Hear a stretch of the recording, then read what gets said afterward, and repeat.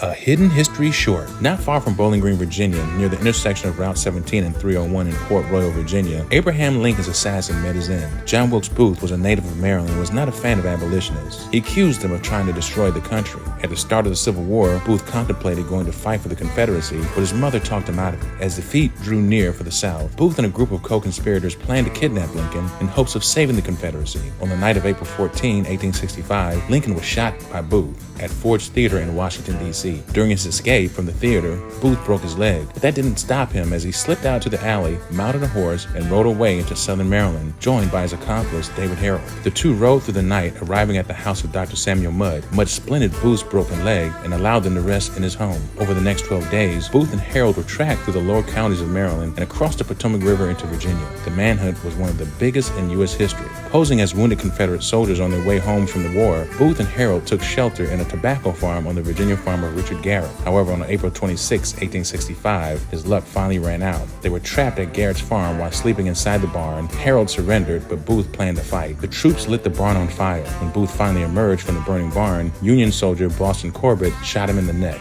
Booth died of his neck injury a few hours later on the Garrett family's front porch.